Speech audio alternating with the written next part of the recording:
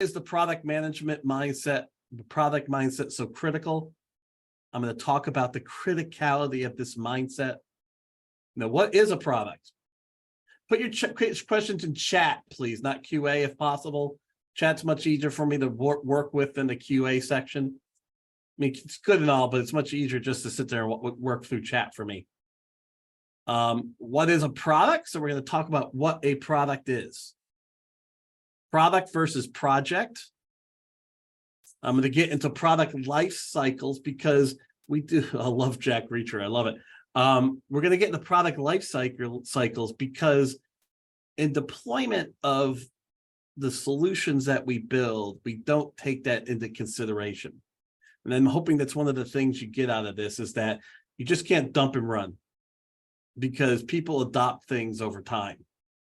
And it just because you told somebody to do something doesn't mean they're actually going to do it. Business drivers, we talk about, the idea of what is a business model and how does that tie to product mindset.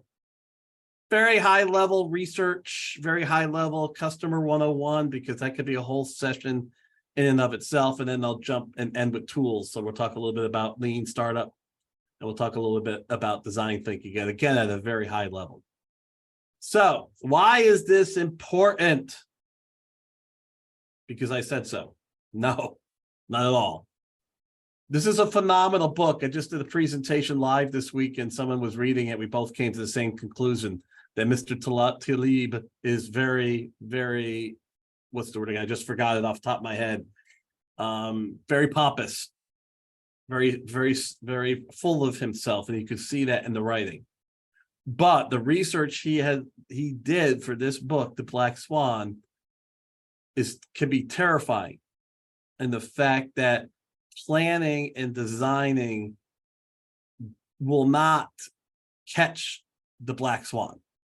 And the black swan is those things that are going to make a difference. Those things are going to that we're going to catch and be able to ride to further success. A report that might be able to generate the information that accounting needs to fix cash flow. The functionality within the CRM system that will allow the salespeople to better track and go after the people that they're selling to. Those type of things. Just can't plan for it anymore. What's going on is we have to tinker. We have to test. And as we tinker and we test, we're going to find these opportunities. So it's like we can't do until we know, and we can't know until we test. So we can't do until we know. We can't know until we test. The all-knowing guru on the mountain is going away. So what we want is this product mindset, and that's why we call it Agile. We got the overlay of this idea of trial and error, fail, learn, adjust, fail, learn, adjust. So the company that I owned and sold successfully, ASPE, it was built, I always joke, it was built on the bones of 1,000 failed ideas, 1,000 failed product ideas. We found a way to test legitimate products into the marketplace in a very low fidelity, low cost way, and then make judgments accordingly based on the metrics we were getting. But I had to test because I couldn't guess. What you guys on the education side of things, what you folks see as a nice to know versus a need to know was very difficult to see unless you test it. So in order to think about this testing mindset, we have to get into what is this product definition? And when you see that word profit, one of the things you're going to hear a lot, hopefully a lot for me if I do this right, is I'm going to talk about internal versus external customers. You folks do a ton of work to make systems, processes function effectively and efficiently. I'm sorry you're unable to view the screen. Keep trying to play around because I think everybody else can see what I'm presenting. So basically, you have customers. You just have to understand them and understand why they're a customer because they're utilizing what you build to be more productive. So ultimately, you folks are profit generators, but your profit generators based on driving increased productivity. The power of us as workers here in the United States is the level of productivity we can drive, which increases our salaries. More productivity, increased pay. More productivity, increased profits, because you don't have to have as many people doing what needs to be done. So a product or service is going to be something that hits a particular market, for your case, a particular group within the organization, and it yields productivity, increased productivity for that organization to continue. And it has to have a continuation and a life. The thing is that new projects, when deployed, then have a life. The debate I had last night with the Toronto group was, how big is the operations side after deployment, or does or am I trying to say the product management mindset needs to take that over? What I believe, based on what I am seeing, is that because of VUCA, deployment, the product mindset and project management has to go beyond just deployment, where the PMO, the project management office, has to convert to a value management office and look at the stretch of its mindset. And I'll talk about what that stretch means as we get deeper into the presentation. Again, questions, comments, thoughts, don't hesitate to throw them in chat. So we understand this good and service thing. The thing about this, though, is it's becoming muddy. You can spend a whole presentation talking about this. I'm not going to, but it's muddy now because a good is also a service. Ultimately, look at beds. If you buy a bed these days, it's going to come with an app. The app is going to tell you things about how you're sleeping, what your oxygen level is when you're sleeping, maybe when you get into REM sleep. It's going to be able to, it's starting to tell a ton of stuff. Now think about this. It was a good. You should just go out and buy a bed and sleep on it. Ultimately, it might get to the point where you buy a bed service and they deliver different beds to you based on how they're seeing your sleeping patterns. Imagine that. Be pretty interesting. Don't know if it will occur, but that's the change that's happening and how these two things are coming together. The same internally. You might start offering data and presenting data to people internally as a product. It's converted. You've converted now that what the tool was, the output of that tool, and that becomes a product. That service becomes a product. Internally, your companies can actually look at the services that you do internally, and you can convert that into a product. And of course, the big story there for folks is AWS. Amazon Web Services, all it was an internal capability that they decided to see if it could be sold externally. I'll take the Sleep Number bed. I love Sleep Number beds. My biggest thing, I'm a Tempur-Pedic bed guy myself, Aaron. Oh my gosh, I love my Tempur-Pedic bed. And I got one of the last ones that were like rock solid. It was just, this is a rock, you sleep on it. So anyways, Amazon was even surprised at the success of AWS.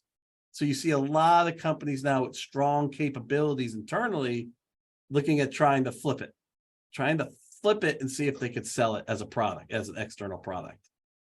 So you have this concept of goods and services. So I like a little bit of product theory. So AWS is both. It's ultimate, but you know what? It's an interesting question. I would tell you, at the end of the day, it's a product because I'm putting things in it. I have to have it. This product being a cloud service.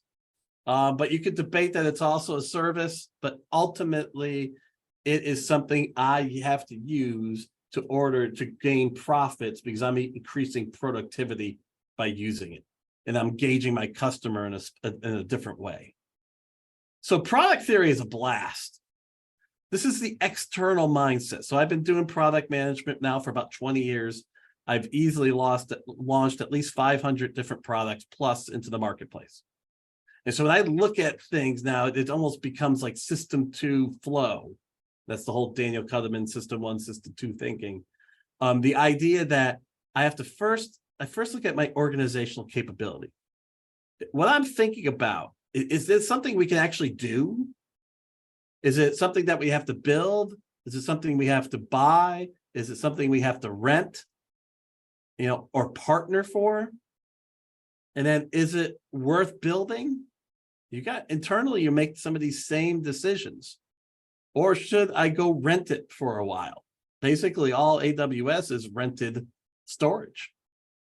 So you don't have to buy the storage arrays or rent or build and manage the storage.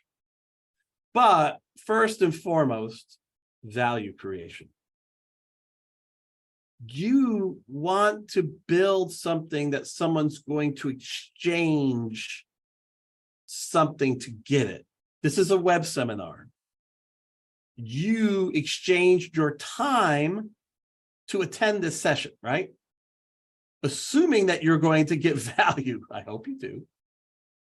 I have the organizational capability, the Zoom environment, my knowledge and experience, but I had to see if this would be valuable. And those that are attending have taken their hour to attend, and they gave their contact information for that.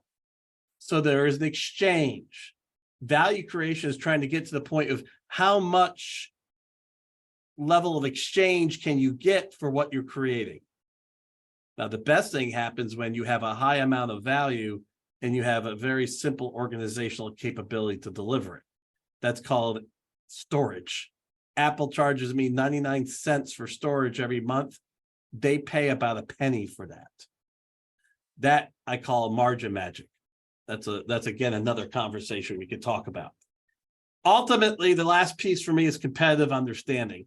It's not necessarily a good thing to be a first mover externally.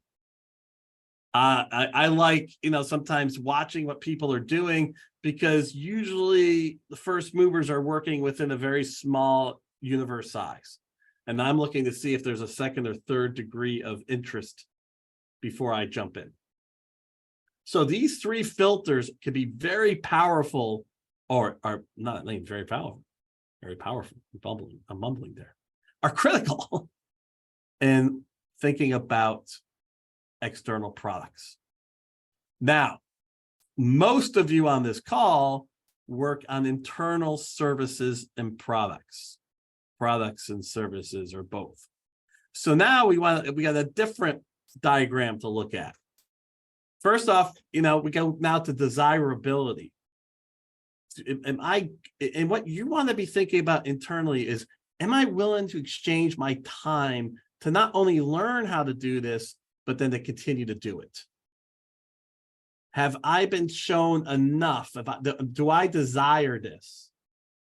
And the thing is, both, you want to have feedback from them when you're searching for desirability, but you also want to be able to bring in things that they don't already know to see if that might be desirable. This is why prototyping and testing is so important these days, because as an internal customer, I don't always know what I need to have. Sometimes I have to be shown.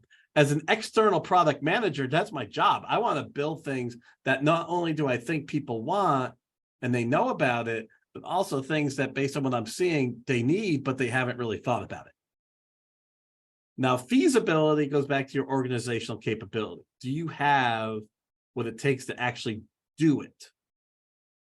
Now, this is where your build, rent, buy concept comes to play.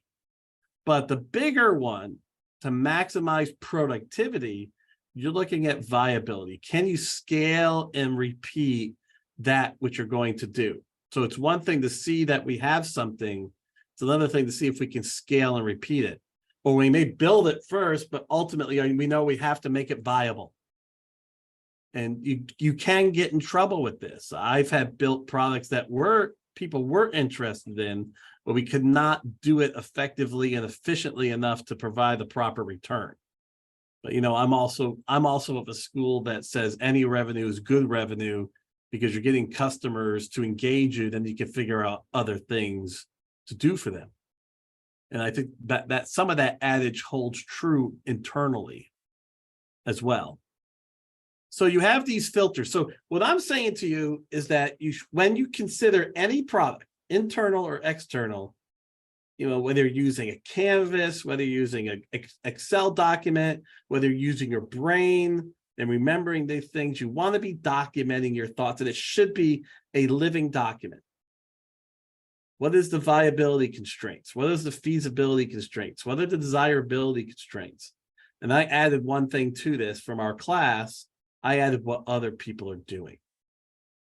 That's why you want to be parts of trade associations in your specific area of skill, or trade associations that are going to take you to another area you're interested in, or going to trade shows, or listening to webinars like this, because you want to hear what other people are doing. You want to hear what other people are thinking, so you can bring that in, because you can't work in the box. Product people, if they work in a box, they're completely hosed, because there is no viability and you can't find desirability in that box, because everything will look red or everything will look blue, and blue will solve the problem, red will solve the problem. All right, so now as we change our mindset now from an internal perspective, what we're going to talk about is product versus project. What does this mean? Yeah, feel free to share your LinkedIn or your or an organization that you're a part of in chat. Aaron, thank you very much for doing that. The IAB is a fantastic trade association with a ton of information going on. Sorry, Nancy, you raised your hand, Nancy, but I don't do the raise the hand thing in the session. I can't pull it off. So if you have a question, Nancy, just go ahead and put it into chat, and I'll be able to respond to it. So for the rest of the session, I want you to be thinking about this. We're the best IIBA chapter. Love it. No problem, Nancy. Great. Thanks. Where are you in the product management phase? Are you out of project, excuse me? Are you working on something you're considering to build? Then you have product management in the build cycle. We are building something, and we want to make sure that what is built ultimately solves the need it was intended to. And that need changes because volatility and uncertainty and change is rapidly growing. So you know that if you start something, if it takes 6 months, it's going to be different. And this is where the world of Agile Scrum methodologies happen. The other change here is that from my perspective, you now have to deploy, and in deploying, you have to maintain it, because what you built has a life cycle now. What you built has a life cycle. And because of that, it just can't be maintained as in I'm only breaking, fixing, I'm not thinking. Operations ultimately goes to maintenance, break, fix, adjust, bake. It's not looking at what it should be doing, where it should be going. So in the context of this presentation, I want you to be thinking about that. Where do you fit? Are you doing a lot of the out of project analysis? And you're looking at what it is that you should be building? Are you looking at this as it relates to in project?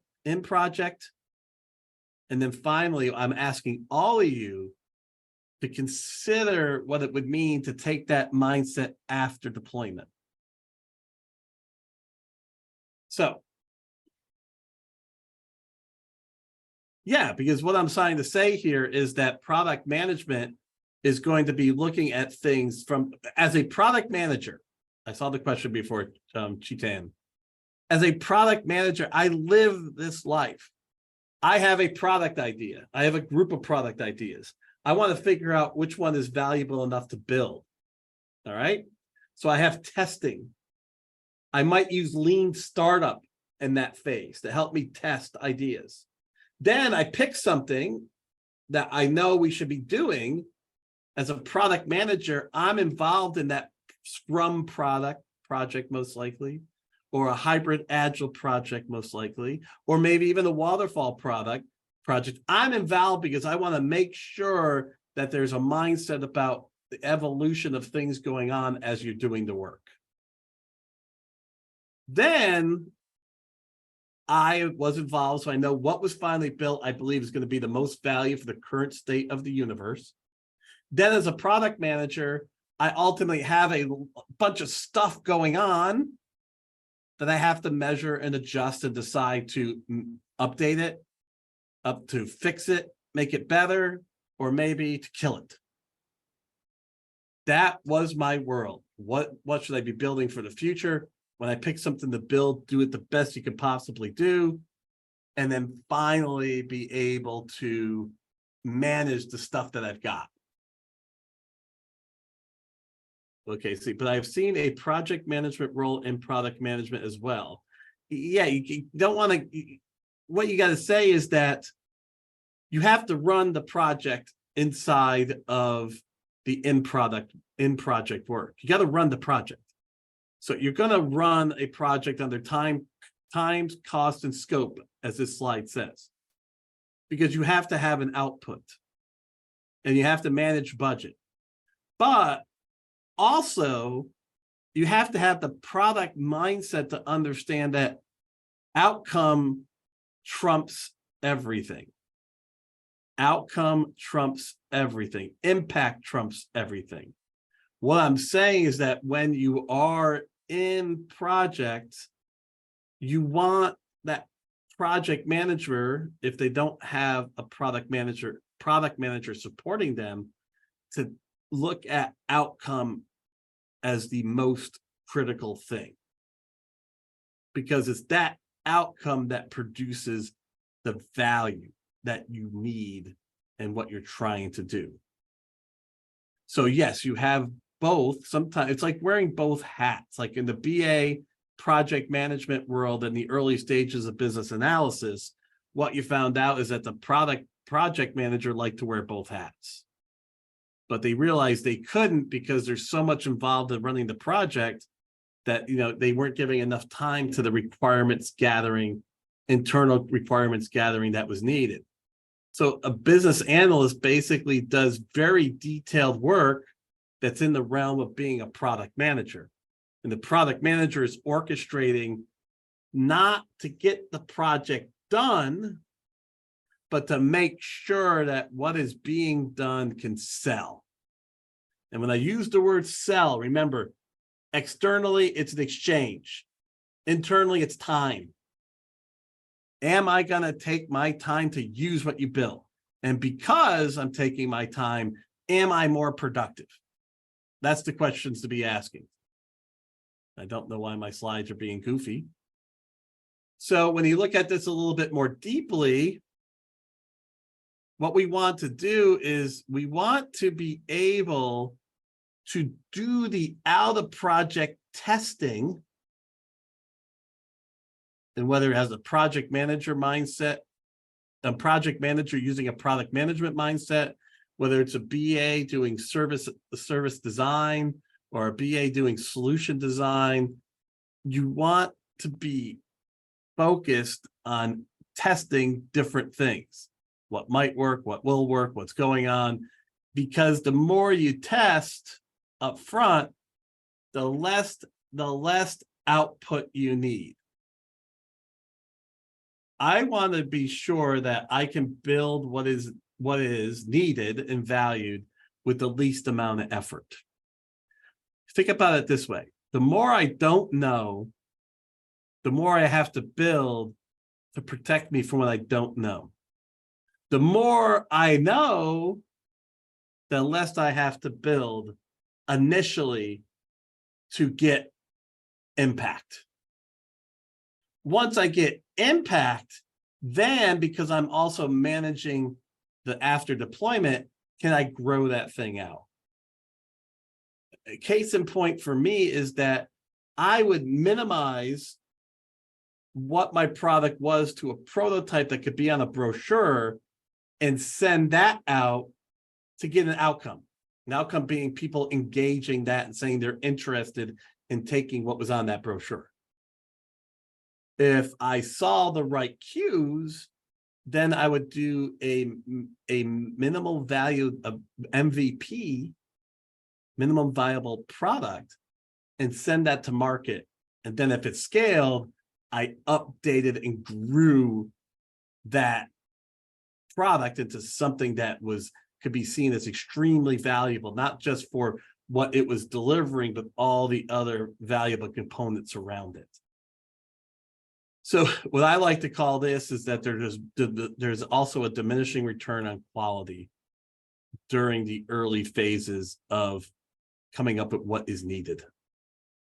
You don't want to enhance quality until you know it's something that has an impact. And that can sound like heresy to people, but it is in VUCA. It just is. So again, whether it's a positional situation or a mindset situation, you want the project management side to always be thinking about the output. Are we doing the things that we need to be doing? Are we have the right resources? Is everything on time? Are we maintaining budget? And I'm not saying that's bad or good. I'm saying that is. What we're asking now is, can we take these elements of product management and overlay that mindset into the active completing the product that you're developing, or the solution that you're developing? And this is around the in-project side of things, where solving the problem as tight as you can is better than just throwing a bunch of stuff in it. And if we could do more upfront in learning, we could do less in what we have to build. Now, this might be solved by having a product manager overseeing the entire life cycle I talked about, or multiple product managers. And you're getting that with this concept of lean portfolio management that SAFe has been talking about and that IC Agile's been talking about. Or you could do this by the product management and or business analyst taking that next step, where I'm not just about myopically trying to figure out exactly what the requirements are, but I'm also looking at, of those requirements, what really should be done and what can be held off, and what can I test for the future. So he's talking about very different acronyms. Does it matter? No, just think about it as minimum viable product, minimal viable function, whatever you want to say. It's ultimately a prototype that can be engaged and tested against. And then it can be scaled if it's worthy of value. And what I like to talk about is a lot of that should be done before the project is kicked off. Before the project is kicked off. The mistakes, I think Scrum, Hybrid Scrum, SAFe has really done a great job of attacking the volatility that we're feeling when somebody's made a decision to do something. But because of that increased volatility, the decision to do something needs a lot more work done. And the sponsors and the executives who you think should be deeply involved with that are too overburdened because of change, because of their external responsibilities, that this SDLC world has to get deeper involved with that. And not by just throwing a bunch of consultants at it. That out of project world is where real value needs to be driven. So when you're in the product management mindset, you got to remember, I'm moving around a little bit. Sometimes I get uncomfortable in my chair. It said I think we should find a new definition which combines project and product to achieve new value. They complement each other. Absolutely. And that's great. Maybe we do.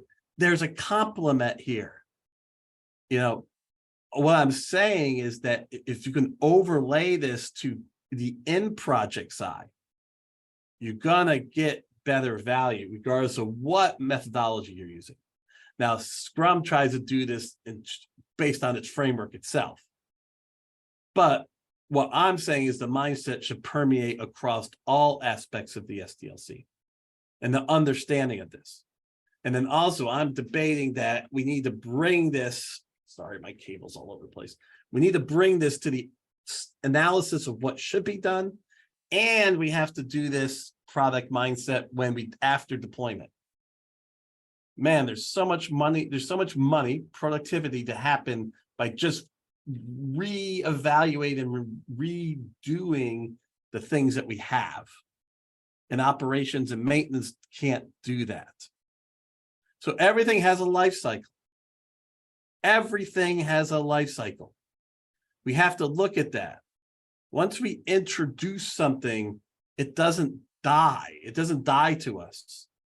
There's marketplace conditions that change, that require us to change and adapt what it is that we're working on, to the point where we should be killing stuff.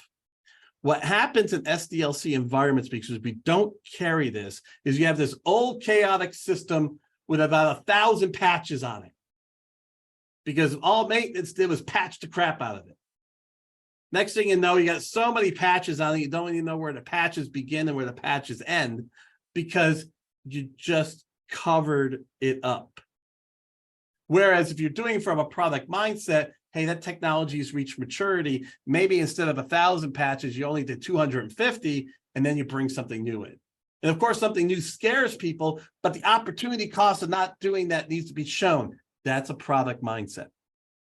A product mindset is enabling those who are in that world of maintenance to be able to articulate why it needs to die and needs to be replaced. I think customized into a corner. I love it. That's another big problem. We solved, in a lot of cases, we solved it once decided we could do it good and do it well. But there's major problems in post-deployment, and there's major problems in figuring out what to do. That's one slide I showed. Because things need to die faster. Patches aren't going to get you to the promised land. And I think all of you are seeing that now. In a lot of cases, it's driving you crazy. So maybe somebody who owns the overall portfolio can come in and make those decisions faster, because this cycle happens all the time. And there's different people and different mindsets that operate through this cycle. So an example for a training class, a hot new technology, I'll have a very limited course material, but a very, very expert guru instructor. And most of what people are buying is the instructor's ability to articulate in as simple as possible what the technology is and how to utilize it. As the interest in that technology grows, the type of instructor changes, the amount of content changes.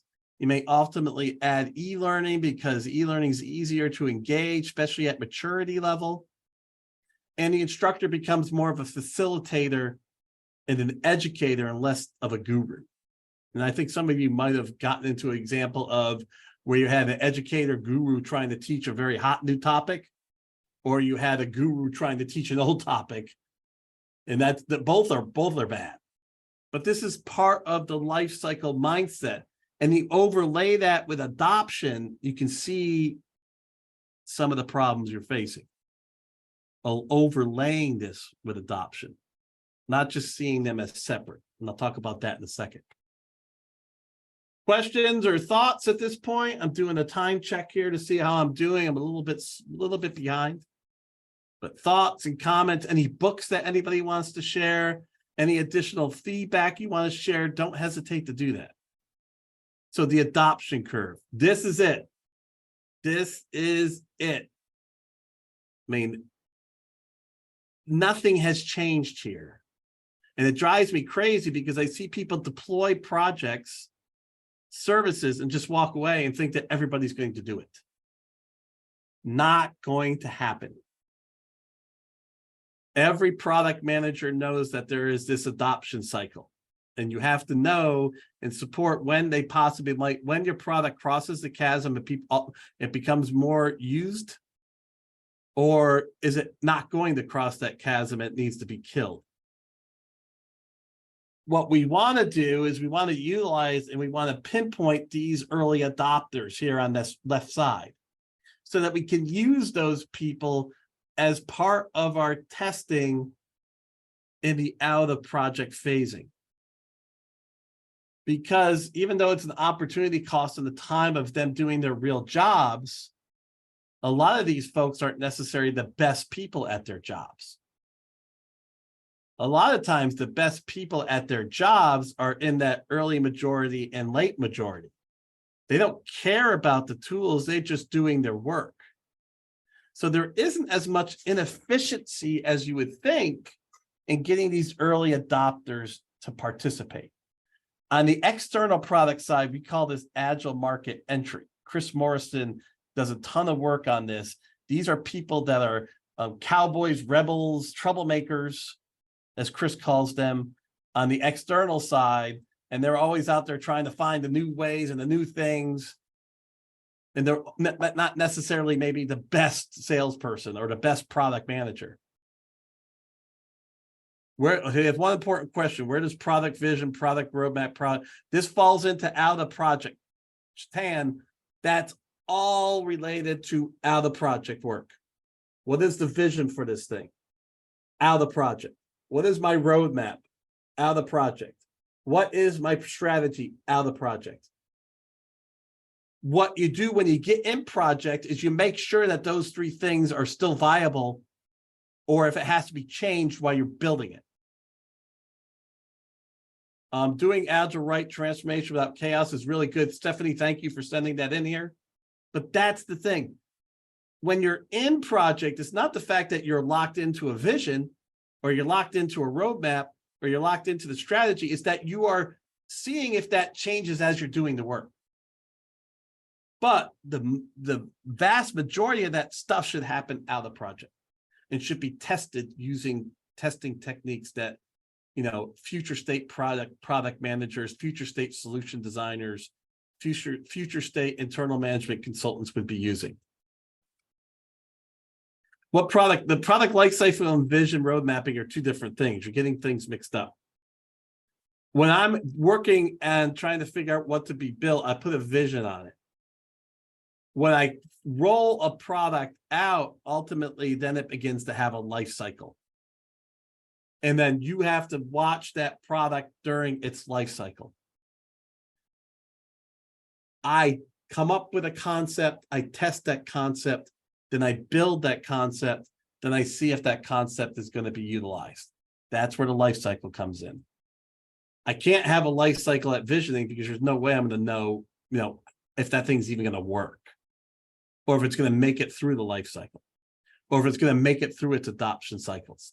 You're getting some things mixed up, which is okay. We can walk through that. But ultimately, what I want project managers to realize is that after deployment, this is what happens. It's not instantly deployed. People are utilizing it at the early stages. Then they're talking about it. There should be a strategy around pushing the marketing of that solution out so we can catch the early majority and the late majority, who are the best people at their job, to get them to become more productive by using it. So what I'm talking about here is once you're out of project, whatever you're out of project, whatever you're doing gets deployed. And that's where this adoption curve happens. And that adoption curve, if it is something that crosses the chasm, we have to find ways to ensure that it provides value to the early majority and late majority as well, because they're the ones that are your best and most effective and efficient workers. We see them as bad. I see them as wonderful. That's where, from an external perspective, the 34 and the 34 is where I make all my money. That's a big universe size. From an internal perspective, those are the people that do the best work. Those are the people, if they latch on, will become more productive. Those are the people that will ultimately increase profit for a company based on the productivity of the solution you made. I hope that's not sounding like word jumbo or word mishmash, but that's a really important concept I wanted to get across. So when we look at business drivers, we want to understand that there's a customer need perspective and there's a financial perspective. Good, thanks, Kelly. Appreciate that. So we just can't, as internal stewards of a company, we have to understand that there's a balancing act here. And this is so hard. I only want to do what's great for I want to delight my customer. Yes, but there's also business considerations. It goes back to the organizational capability. It goes back to rate of return. It goes back to other elements within the portfolio, what gets first priorities. Good product managers have to balance the business with what they can do and what the customer wants. And ultimately, internally, you are looking at saving money. The best thing internally that can happen is that I make that X salesperson more productive so I don't have to hire other salespeople. If I don't have to hire other salespeople, my sales cost goes down, the percentage of revenue, and I make more money. And this person here, that salesperson, makes more money and they're going to stay longer. The thing is, I don't think folks realize, internally speaking, your salespeople, if they're utilizing their systems right, if they're making quota and achieving quota, your company's going to make money. It's going to be more stable, because the worst thing that can happen to a company, especially during bad times, is your sales people leaving. That's really hard to get over.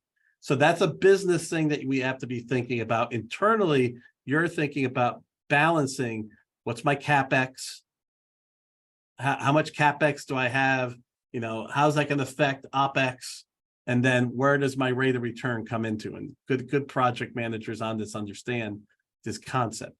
And there's a balancing act. It's just not about the rate of return. There has to be a justification. Some of that is how do you value opportunity cost.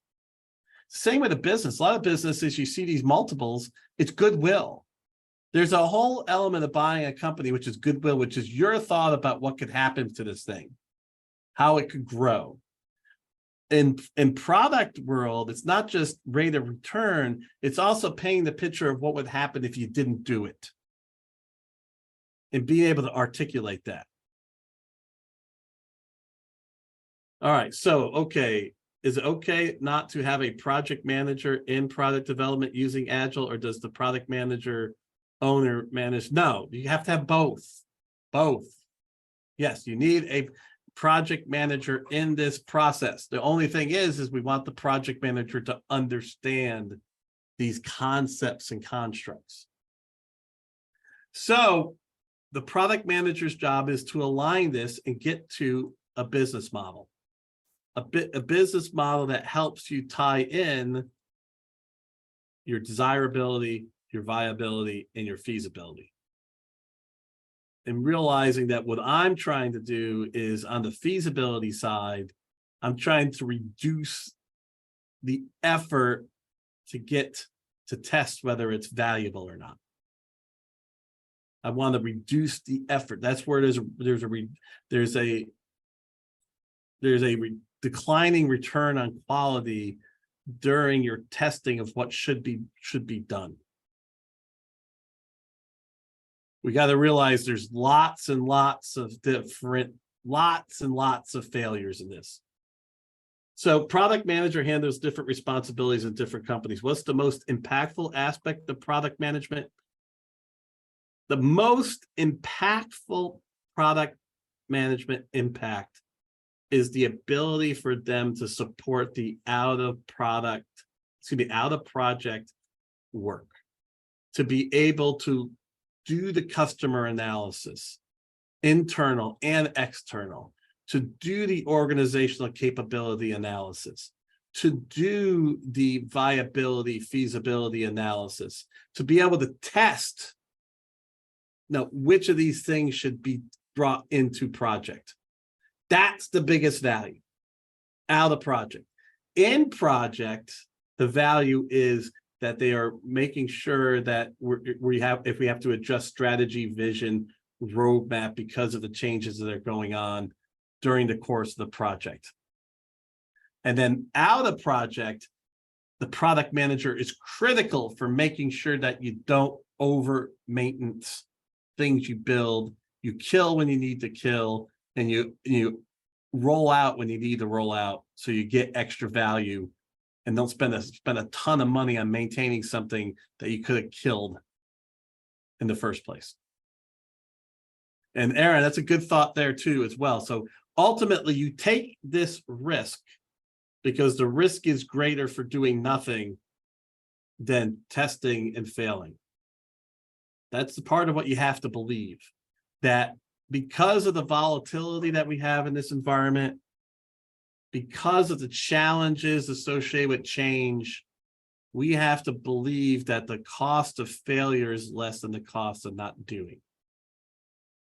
So what approaches and tools, Kelly? I'll have some time to end with a couple of those tools, but that's when we'll start getting into deeper conversations. We have a great product management class that gets into the tools and the techniques that you would use as well. Here, I'm just trying to lay a foundation for you, but I'll show you a couple of methodologies. You want to touch your internal or external customer. You want to watch them, you want to interview them, you want to learn. Project managers don't have the time. Business analysts are looking at a specific aspect of this in most cases. The product manager, that's why the position is needed, to be able to look at externally as well as internally. Because remember, as more things get webified, you folks internally are going to be getting closer and closer to the external customer. That adds a whole other level of challenge.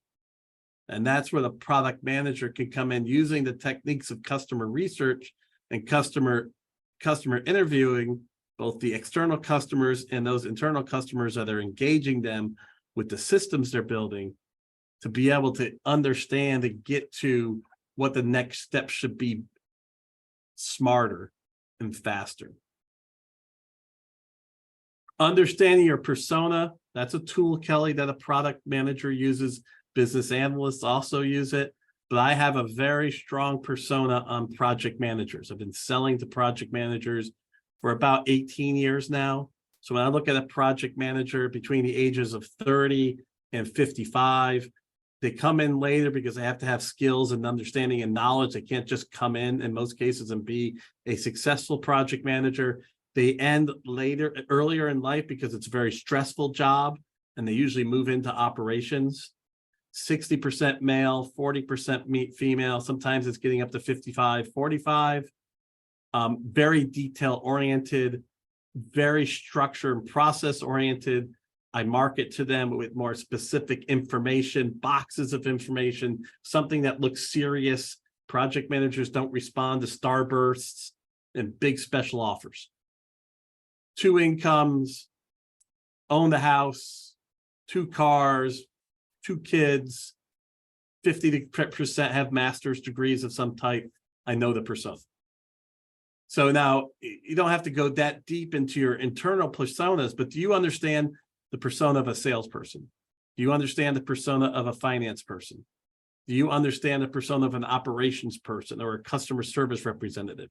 These are the people that you need to understand based on what you're servicing, the products that you're servicing.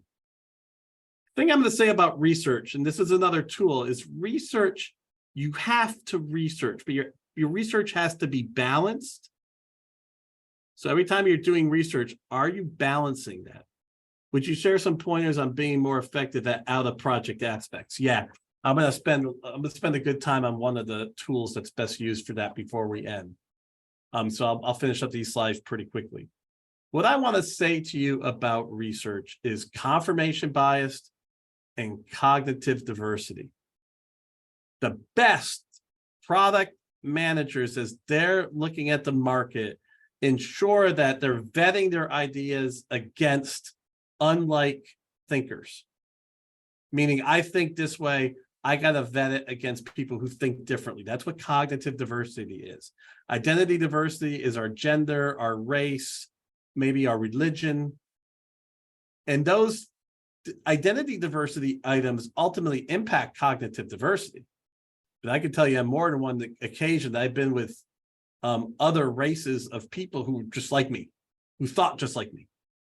So I'm looking for people who think differently than me as part of my research to vet the things I'm looking at, to help break down confirmation bias. Cognitive diversity breaks down confirmation bias. And what you're trying to do in the research is come up with a balance so that you protect yourself from false positives and false negatives. That's the worst thing in the research side. And what you're testing for in the out of project phases is you're testing for that. The best scenario would be able to come up with an algorithm based on the things you're looking at to tie in both quantitative and qualitative and come out with a number. And that number gives you a better understanding of that concept and whether it should work or not. And I've tried this in the training space, never really come to it. But remember, you have both. But you're still, this can't be done by an AI system because you still have to think. So we'll end with the idea of out of project. So there's so many different things that you can do. There's so many different things you can do with your inventory control systems. There's so many different things you could do with your ERP systems. There's so many different things you could do with your inventory control systems. There's so many things you could do with your point of sale systems or your CRM systems. So what we're trying to do in the out of project space is we're trying to align the strategy and the business plan, where the company is trying to go with our testing. So I might, from a training perspective, I might decide that I want to get into DevOps because of the universe size, because of the strategy of going down the level of training for Agile people. I would go up for Agile people if I'm training on business and leadership concepts for Agile, or product agility, which is what we're talking about here. Or I could go down and start talking about DevOps and DevOps tooling and containers, things like Ansible, tool sets like Git, things like that, Eliasson tool sets. So if I know what the strategy is, then I'm going to start testing nuggets of that. For me with DevOps, all right, let me do a bunch of DevOps webinars. How many people do I get into those webinars? What type of engagement happens? What are the ideas that come out of that? All right, take that finding. Now let me test out a specific course. All right, I'm going to put that course to market in a prototype. I have methods by which I'm going to do the learnings. And then as I learn, I'm going to adjust and grow and extend to the point where I say, okay, build this thing. Okay, build this thing. What we want to do is we want to move resources from in project and move the talent and skills to out of project because we're doing in project well. I could go a lot deeper. Maybe there should be a time to do a lean startup design thinking session on out of project product management for internal purposes. But I'll end with some questions here. Any tips on balancing between meticulous documentation, minimal documentation of learning as described as output? I'm trying to develop a way of capturing lessons learned. You know, Vance, I love that question. I love that question. Here's my problem, Vance. I'm a lean guy. I'm always going to go towards minimal documentation. I'm always going to go towards some gut, which you really shouldn't do. So I'm not the best person to answer that question for you. I would tell you that you should have some base metrics that you're looking at. Those base metrics should be constant, and you should definitely document on those base metrics and base learnings. I knew that I had a lead number I had to look at, a call-in number I had to look at, a registration number I had to look at, and those were documented meticulously. So I tried to focus just on the core and then breathe things over time, because you will get data overload. This is the world of analysis paralysis. This out of project space is the world of analysis paralysis because you don't want to make decisions. Really, Vance, what you want to do is you want to let the market make the decisions for you. You want to tighten up your testing process, use your early adopters, get them engaged enough. This is for internal projects so that you can learn faster without the documentation, because ultimately, like the Black Swan says, you will learn because of the market. Your market, in most cases, is internal users. You will learn from them. The more you can learn from them, the more you can find testing to engage them, the more opportunity for success. That's one way of thinking about it. And then, Chatan, can we use this product approach when you were showing us now for reselling product? Yeah. Part of the reselling side, Chatan, is I don't want to build. I want to rent, or I want to partner. Part of organizational capability is if I really think I can create value, and I think I can make it viable over time, then I'll buy the capability. I'll buy the feasibility. And then ultimately that means I'll partner with somebody, or I'll buy it outright. And then if I see it working for scale and repeat, then I'll build it. That's how I would operate. I would partner on things I wanted to test. And then this is external mindset. Then I would go ahead and build based on, what was working. And most partners understand that happens. I have lots of partners, and I expect that if they sell something that, and they start selling something continuously, they might decide to just build it themselves. All right. Any other questions, comments, thoughts?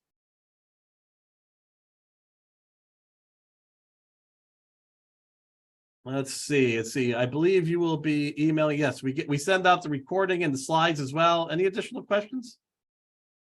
Thoughts, comments? Wow, we covered a lot. Oh man, we covered a lot of information. You can email me at davidm@softed. If you have questions about additional classes, you can look on LinkedIn. We have a ton of activities going on for additional content. Yeah, it was awesome meeting everybody. This has been a blast. So have a great one. Enjoy. Thank you all for participating. Thank you all for being engaged with SoftEd. And hopefully see you again in another session. Thank you.